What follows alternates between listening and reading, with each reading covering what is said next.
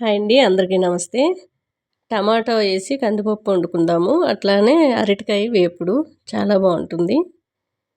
కొర్ర రైసు నేనైతే ఒక కప్పుడు వరకు కందిపప్పు తీసుకొని శుభ్రంగా 2 సార్లు కడిగేసుకొని కప్పుకు ఒక 5 కప్పులు వాటర్ పోసాను.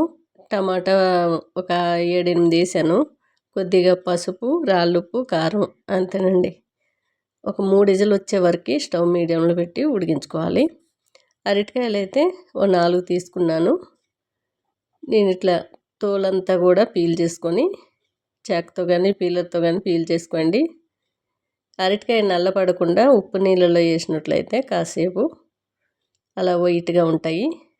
లేదు అంటే ఐస్ వాటర్లో కూడా వేసినా వైట్గా ఉంటాయి. కొద్దిగా వాటర్ తీసుకొని ఒక తప్పెల్లో రౌండ్గా చక్రాల్లాగా అయితే కట్ చేశాను. కొద్దిగా రాళ్ళుప్పు, పసుపు వేసి అవి మనం కొద్దిసేపు ఉడికించుకుంటే మెత్తబడిపోతాయి.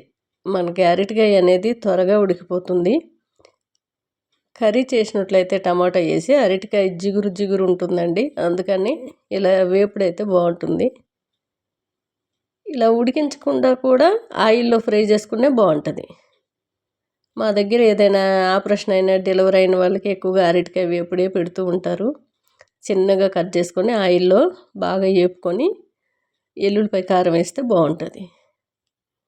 ఇలా పప్పు అంతా ఉడికిపోయి కింద దించిన తర్వాత కుక్కర్లో గాలంతా వెళ్ళాక ఇలా పప్పు గుత్తో కానీ కవ్వంతో కానీ చిలుక్కొని చక్కగా మెత్తగా పోపు అయితే వేసుకుందాము.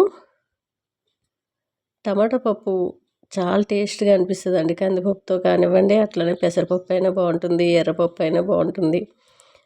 స్టవ్ పైన బాండి పెట్టుకొని కొద్దిగా ఆయిలు, మెంతులు, ఆవాలు, జీలకర్ర, వాము, ఎల్లుల్లి రెబ్బలు, ఎండుమిరపకాయ, కొద్దిగా కరివేపాకు, ఇంగువ అంతేనండి. పోపు రెడీ అయిపోయింది. పప్పులో వేసేసుకుందాము. టేస్ట్ చాలా బాగుంటుంది. టమాటా ఎక్కువగా వేస్తేనే మా ఇంట్లో ఎక్కువగా పప్పు అనేది ఇష్టపడతారు. ఇప్పుడు మామిడికాయల సీజన్ కాబట్టి మామిడికాయ పప్పు కూడా చాలా చాలా బాగుంటుంది, ఎక్కువగా తింటారు. నేను సంవత్సరం మొత్తం మామిడికాయలు ఎండబెట్టి కూడా స్టోర్ చేసుకుంటాను. పోయిన సంవత్సరమే ఇంకున్నాయి ఎండిపోయినవి, ఎండబెట్టుకొని తొడిమెలు అంటారు కదా అది. ఇది అరటికాయ వేపుడు కోసము. అరటికాయ ఉడికిపోయింది, సైడ్ దించేసుకున్నాను. నీళ్ళంతా తీసేసి సైడ్ పెట్టుకోవాలి. స్టవ్ పైన బాండి పెట్టుకొని కొద్దిగా ఆయిలు, ఆవాలు, జీలకర్ర, ఉల్లిపాయ ముక్కలు సన్నంగా తరిగేసుకోవాలి. కొద్దిగా కరివేపాకు వేసి కొద్దిగా పసుపు వేసుకొని బాగా వేపుకోవాలి. ఇలా వేగిన ఉల్లిగడ్డలు, అరటికాయలన్నీ కూడా వాటర్ తీసేసి వేసుకోవాలి. చాలా టేస్ట్గా ఉంటుంది. పప్పు చారు, పప్పు ఇట్లా టమాటా పప్పు కానీ, పప్పు చారు అంటే చింతపండు వేసి చేస్తారా, అలా అయినా ఇలా సైడ్ డిష్గా పెట్టుకొని అరటికాయ వేపుడు తిన్నట్లయితే చాలా బాగుంటుంది. కొద్దిగా సాల్ట్ వేసుకున్నాను. ఎంత కారం మీరు తినగలిగితే అంత కారం పొడి, వెల్లుల్లి కచ్చపచ్చగా దంచి వేసుకోవాలి. ఆ సువాసనతో బాగుంటుంది. ఇంకా టేస్ట్ అయితే వేరే లెవెల్ ఉంటుందండి. ఎల్లుల్లి రెబ్బలు కొంచెం కచ్చపచ్చగా దంచి వేసినట్లయితే చాలా చాలా బాగుంటుంది. నేను కారం, ఎల్లుల్లి రెబ్బలు వేసాను. ఇంకా గరం మసాలా గట్రా ఏమి వేసుకోలేదండి. మీకు కావాలంటే మసాలా కూడా వేసుకోవచ్చు.